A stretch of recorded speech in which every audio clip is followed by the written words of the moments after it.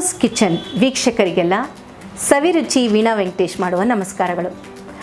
ನಿಮ್ಮನ್ನೆಲ್ಲ ತುಂಬ ವರ್ಷಗಳ ನಂತರ ಮತ್ತೆ ಭೇಟಿ ಮಾಡ್ತಾ ಇದ್ದೀನಿ ಅಡುಗೆ ಪ್ರೋಗ್ರಾಮಲ್ಲಿ. ನಾನಂತೂ ತುಂಬ ಎಕ್ಸೈಟೆಡ್ ಆಗಿದ್ದೀನಿ, ನೀವು ಅಷ್ಟೇ ಅಲ್ಲ? ಓಕೆ, ಯಾರಿಗೆ ಸೌತ್ ಇಂಡಿಯನ್ ಡಿಶ್ ಇಷ್ಟ ಆಗಲ್ಲ ಹೇಳಿ? ಅದರಲ್ಲೂ ತಮಿಳ್ನಾಡು ಸಕ್ಕರೆ ಪೊಂಗಲು ಎಲ್ರಿಗೂ ಇಷ್ಟ ಅಲ್ಲ? ಯಾಕೆ ನಾವು ಇವತ್ತು ಅದನ್ನೇ ಟ್ರೈ ಮಾಡಬಾರ್ದು? ಓಕೆ, ಹಾಗಿದ್ಮೇಲೆ ನೀವೆಲ್ಲ ರೆಡಿಯಾಗಿದ್ದೀರಲ್ಲ? ಸಕ್ಕರೆ ಪೊಂಗಲ್ಗೆ ಏನೇನು ಇಂಗ್ರೀಡಿಯೆಂಟ್ಸ್ ಬೇಕು ಅಂತ ನೋಡೋಣ. ಈ ಲೋಟದಲ್ಲಿ ನಾನು ಅಕ್ಕಿ, ಬೇಳೆ ಮತ್ತು ಬೆಲ್ಲ, ತುಪ್ಪ ಇದಿಷ್ಟನ್ನು ಈ ಲೋಟ ಅಳತೆಗೆ ತೊಗೊಂಡಿದ್ದೀನಿ. ಓಕೆನಾ?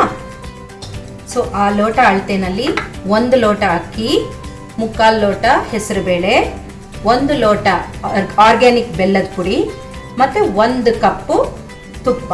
ಒಗ್ಗರಣೆಗೆ ಬೇಕಾಗಿರೋದು ಗೋಡಂಬಿ, ದ್ರಾಕ್ಷಿ, ಏಲಕ್ಕಿ ಮತ್ತು ಒಣಕೊಬ್ಬರಿ, ಒಂದು ಅರ್ಧ ಮುಚ್ಚಳ ಒಣಕೊಬ್ಬರಿ.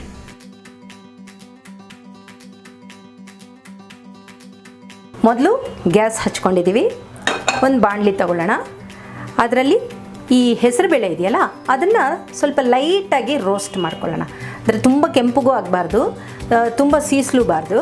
ಸುಮ್ಮನೆ ಆ ಅರೋಮಾ ಬರೋವರೆಗೂ ಅದನ್ನು ಒಂಚೂರು ರೋಸ್ಟ್ ಮಾಡ್ಕೊಳ್ಳೋಣ. ಓಕೆ,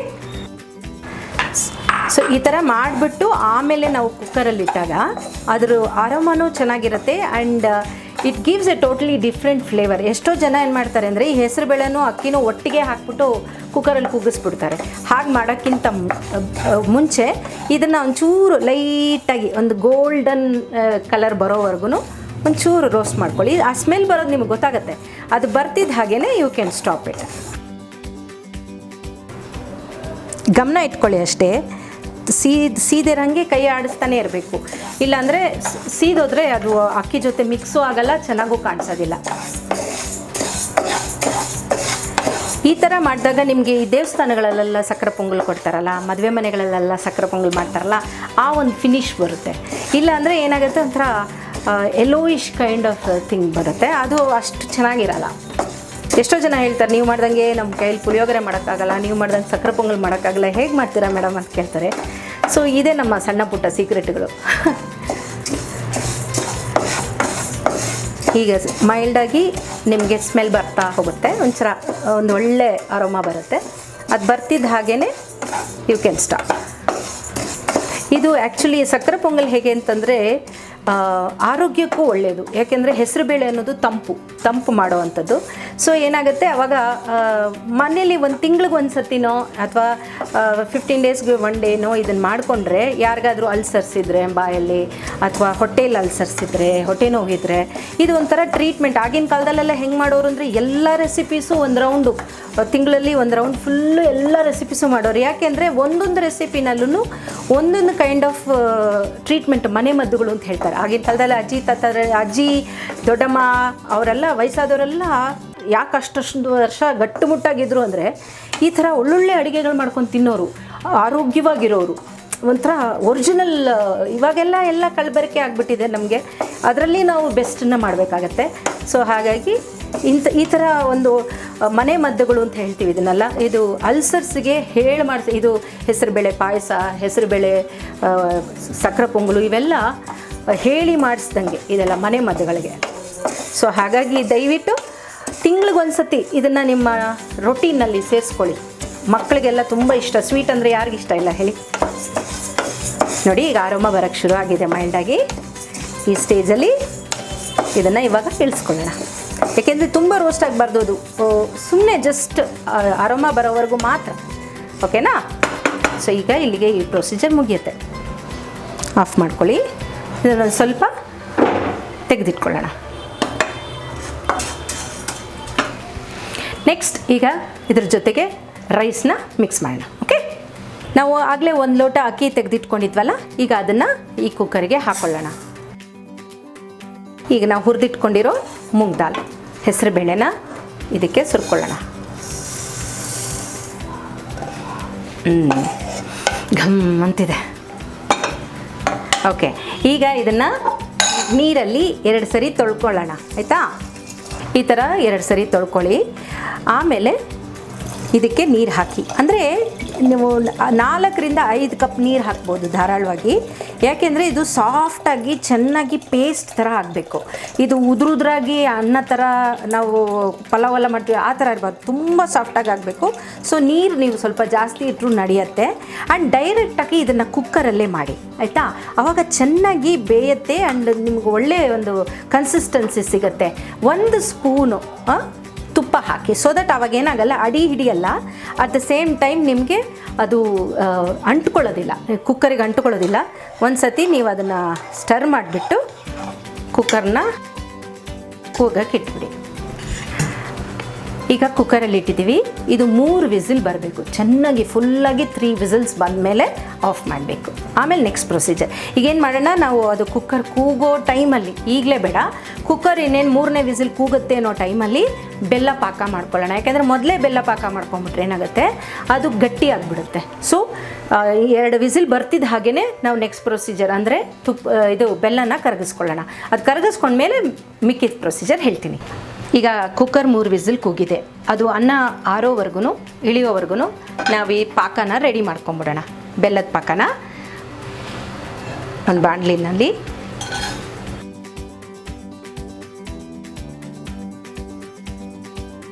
ಸ್ವಲ್ಪ ನೀರು ಹಾಕ್ಕೊಳ್ಳಿ, ತುಂಬ ನೀರು ಬೇಡ. ಅದು ಕರಗೋಕ್ಕೆ ಎಷ್ಟು ಬೇಕೋ ಅಷ್ಟು ಮಾತ್ರ ಹಾಕ್ಕೊಳ್ಳಿ.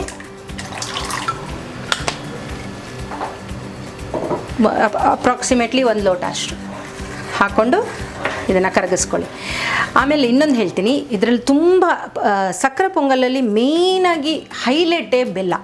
ನೀವು ಯೆಲ್ಲೋ ಕಲರ್ ಬೆಲ್ಲ ಅಂದರೆ ಬಿಳಿ ಬೆಲ್ಲ ಅಂತಾರೆ ಅದೊಂಥರ, ಅದ್ರ ಬದಲು ಚೆನ್ನಾಗಿ ರೆಡ್ಡಿಶ್ ಕಲರ್ ಅಥವಾ ಕಪ್ಪು ಬೆಲ್ಲನೂ ಸಿಗುತ್ತೆ ನಿಮಗೆ. ಅದನ್ನು ತೊಗೊಂಡ್ರೆ ಮಾತ್ರ ನಿಮಗೆ ಬ್ರೌನಿಷ್ ಕಲರಲ್ಲಿ ಸಕ್ಕರೆ ಪೊಂಗಲ್ ಬರುತ್ತೆ. ಅಂದರೆ ನಾನು ದೇವಸ್ಥಾನದಲ್ಲಿ ಮದುವೆ ಮನೆಗಳಲ್ಲೆಲ್ಲ ಕೊಡ್ತಾರಲ್ಲ, ಕರಿ ಬೆಲ್ಲ ಅಥವಾ ಕೆಂಪು ಬೆಲ್ಲ, ಅದನ್ನು ಯೂಸ್ ಮಾಡಿದ್ರೆ ಒಳ್ಳೆ ಕಲರ್ ಬರುತ್ತೆ.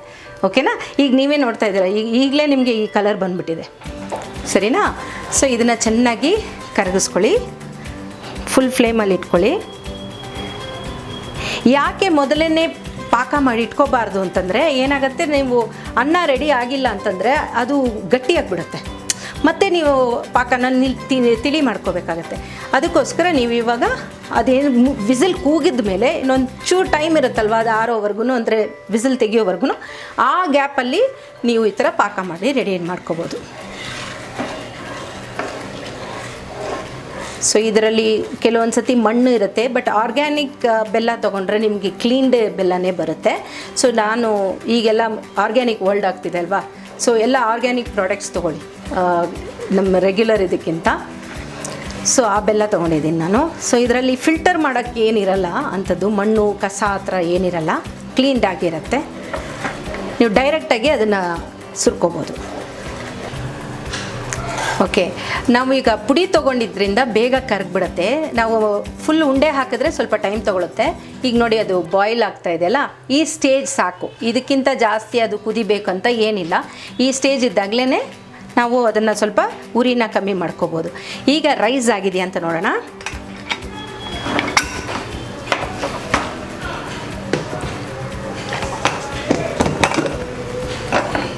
ನೋಡಿ ಈ ಥರ ಸಾಫ್ಟಾಗಿ ಆಗಬೇಕು. ಒಂದು ವೇಳೆ ಈ ಥರ ಅನ್ನ ಬರಲಿಲ್ಲ, ಅಕ್ಕಿ ಕಾಣಿಸ್ತಾ ಇದೆ ಅಂದರೆ ಒಂದು ಅರ್ಧ ಲೋಟ ಬಿಸಿನೀರನ್ನ ಇದಕ್ಕೆ ಹಾಕ್ಬಿಟ್ಟು ಸ್ಮ್ಯಾಶ್ ಮಾಡಿಬಿಡಿ. 1-2 ಸತಿ ಸ್ಮ್ಯಾಶ್ ಮಾಡಿದ್ರೆ ನಿಮಗೆ ಈ ಕನ್ಸಿಸ್ಟೆನ್ಸಿ ಸಿಗುತ್ತೆ. ಈಗ ಇದನ್ನು ನಾವು ಈ ಬೆಲ್ಲದ ಪಾಕಕ್ಕೆ ಮಿಕ್ಸ್ ಮಾಡೋಣ. ಈ ಥರ ನೋಡಿ, ಆ ಕಲರ್ ನೋಡಿ, ನೀವು ಸಕ್ಕರೆ ಪೊಂಗಲ್ ಕಲರು ಈ ಕಲರ್ ಇರಬೇಕು, ಬ್ರೌನಿಷ್ ಬ್ಲ್ಯಾಕ್ ಅಂತಾರಲ್ಲ, ಈ ಕಲರ್ ಬರಬೇಕು. ಈ ಕನ್ಸಿಸ್ಟೆನ್ಸಿ ಬಂದಮೇಲೆ ಈ ಥರ ಸ್ಲೋಲಿ ನೀವು ಉರಿನ ಕಮ್ಮಿ ಮಾಡಿಕೊಂಡು ಈ ಥರ ಸ್ಲೋಲಿ ಮಿಕ್ಸ್ ಮಾಡ್ತಾ ಹೋಗಬೇಕು. ನೋಡಿ ಈ ಥರ ನೀಟಾಗಿ ಮಿಕ್ಸ್ ಮಾಡ್ಕೋಬೇಕು. ಇದಾದಮೇಲೆ ನಾವು ಕೊಬ್ಬರಿ ತುರಿನ ಹಾಕೋಣ. ಅದನ್ನು ಚೆನ್ನಾಗಿ ಮಿಕ್ಸ್ ಮಾಡಿ, ಕೆಲವರು ಇದನ್ನು ಫ್ರೈ ಮಾಡಿಬಿಟ್ಟು ಹಾಕ್ತಾರೆ.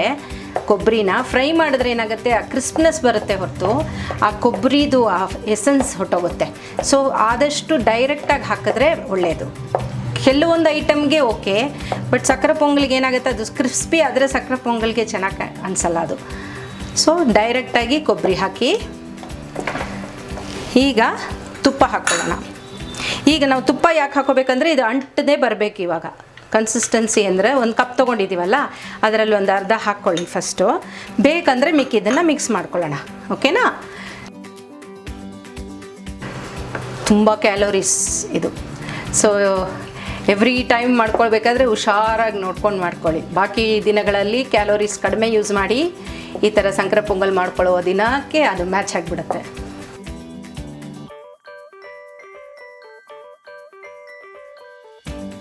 ಕೆಲವ್ರು ಕೇಳ್ಬೋದು ಏನು ಇಷ್ಟೊಂದು ತುಪ್ಪ ಹಾಕಿದ್ದೀರಾ ಅಂತ. ಬಟ್ ಈ ಸಕ್ಕರೆ ಪೊಂಗಲ್ಗೆ ಸ್ವಲ್ಪ ತುಪ್ಪ ಜಾಸ್ತಿ ಬೇಕು. ಜನರಲಿ ನಾನು ಹಾಕ್ತೀನಿ. ಸೊ ಇದೊಂಚೂರು ಆ ತುಪ್ಪ ಎಲ್ಲ ಕಂಪ್ಲೀಟಾಗಿ ಮಿಕ್ಸಾಗಿ ಬಿಟ್ಕೊಳ್ಳೋವರೆಗೂ ನಾವು ಇವಾಗ ಒಗ್ಗರಣೆಗೆ ಏನು ಮಾಡಬೇಕು ನೋಡ್ಕೊಳ್ಳೋಣ. ಈಗ ಒಗ್ಗರಣೆಗೆ ಗೋಡಂಬಿ ಮತ್ತು ದ್ರಾಕ್ಷಿ ಕೆಂಪಗಾಗೋವರೆಗೂ ಇದನ್ನು ಫ್ರೈ ಮಾಡ್ಕೊಳ್ಳೋಣ. ಯಾವಾಗಲೂ ಏಲಕ್ಕಿನ ಮೊದಲೇ ಹಾಕಬಾರ್ದು, ಏಲಕ್ಕಿನ ಕೊನೆಯಲ್ಲಿ ಹಾಕಬೇಕು. ಆವಾಗ ಅದರ ಫ್ಲೇವರ್ ಚೆನ್ನಾಗಿರುತ್ತೆ. ಸೊ ನಾವು ಇದು ಒಗ್ಗರಣೆ ಹಾಕೋಕ್ಕಿಂತ ಮುಂಚೆ ಏಲಕ್ಕಿನ ಹಾಕಿ ಒಂದು ಸರಿ ಮಿಕ್ಸ್ ಮಾಡಿಬಿಟ್ಟು ಆಮೇಲೆ ಒಗ್ಗರಣೆನ ಹಾಕ್ಬಿಡೋಣ. ಓಕೆ, ಇದೊಂಚೂರು ರೋಸ್ಟ್ ಆಗ್ತಾ ಇರಲಿ. ಅಷ್ಟೊತ್ತಿಗೆ ನಾವು ಇದನ್ನು ಒಂಚೂರು ನೋಡಿ, ಇವಾಗ ಹದ ಹೆಂಗದು ಬಾಣಲಿಯಿಂದ ಹೊರಗಡೆ ಬರ್ತಾಯಿದೆ ನೋಡಿ. ಇದು ಅದರ ಕನ್ಸಿಸ್ಟೆನ್ಸಿ ಅಂದರೆ ಮುಗಿದಿದೆ ಅಂತ, ಪ್ರೋಸೆಸ್ ಮುಗಿದಿದೆ, ಸಕ್ಕರೆ ಪೊಂಗಲ್ ಈಸ್ ರೆಡಿ ಅಂತ. ಈ ಸ್ಟೇಜಲ್ಲಿ ಅದು ರೆಡಿ ಆಗ್ತಿದೆ. ಅಷ್ಟರೊಳಗೆ ನಾವು ಈಗ ಏಲಕ್ಕಿ ಪುಡಿನ ಹಾಕ್ಕೊಳ್ಳೋಣ. ಇದ್ರ ಜೊತೆಗೆ ಬೇಕು ಅಂದರೆ ಆಪ್ಷನಲ್ ಆಗಿ ನೀವು ಜಾಯಿಕಾಯಿ ಅಂತ ಬರುತ್ತೆ, ಜಾಯಿಕಾಯಿನ ಒಂದು ಅರ್ಧ ಜಾಯಿಕಾಯಿ ಕಟ್ ಮಾಡಿ ಪುಡಿ ಮಾಡಿಕೊಂಡು ಅದನ್ನೊಂದು 2 ಚಿಟಿಕೆ ಹಾಕಿದ್ರೆ ಇನ್ನೂ ಘಮ್ ಅಂತ ಸ್ಮೆಲ್ ಬರುತ್ತೆ. ತುಂಬ ಚೆನ್ನಾಗಿರುತ್ತೆ ಅದರ ಅರೋಮಾ. ಆಪ್ಷನಲ್ ಅದು, ಬೇಕಂದರೆ ಹಾಕ್ಕೋಬೋದು, ಇಲ್ಲಾಂದರೆ ಬೇಡ. ಜಾಯಿಕಾಯಿ ಕೂಡ ನೀವು ಏಲಕ್ಕಿ ಜೊತೆ ಮಿಕ್ಸ್ ಮಾಡ್ಕೊಂಡು ಹಾಕ್ಕೋಬೋದು. ಈಗ ನಮ್ಮ ಸಕ್ಕರೆ ಪೊಂಗಲ್ ರೆಡಿ ಇದೆ. ಈಗ ನಾವು ಗ್ಯಾಸ್ ಆಫ್ ಮಾಡಿಬಿಡೋಣ. ಈಗ ನಮ್ಮ ಒಗ್ಗರಣೆನೂ ರೆಡಿ ಇದೆ, ಅದನ್ನು ಮಿಕ್ಸ್ ಮಾಡೋಣ. ಈಗ ಸರ್ವಿಂಗ್ ಬೌಲ್ಗೆ ಶಿಫ್ಟ್ ಮಾಡೋಣ. ಬಿಸಿ ಬಿಸಿ ಅಥೆಂಟಿಕ್ ಸೌತ್ ಇಂಡಿಯನ್ ಸಕ್ಕರೆ pongal is ready to serve. ಇವತ್ತಿನ ಕಾರ್ಯಕ್ರಮ ನಿಮಗೆಲ್ಲ ಇಷ್ಟ ಆಯ್ತಲ್ಲ? ಹಾಗಿದ್ಮೇಲೆ ತಡ ಯಾಕೆ? ಶೇರ್ ಮಾಡಿ, ಲೈಕ್ ಮಾಡಿ, ಸಬ್ಸ್ಕ್ರೈಬ್ ಮಾಡಿ, ಸಪೋರ್ಟ್ ಮಾಡಿ, ಬೆಲ್ ಐಕಾನ್ನ ಪ್ರೆಸ್ ಮಾಡಿ. ನಮ್ಮ ಹೊಸ ಹೊಸ ವೀಡಿಯೋಸು ನಿಮಗೆ ನೋಟಿಫಿಕೇಷನ್ ಬರ್ತಾನೆ ಇರುತ್ತೆ.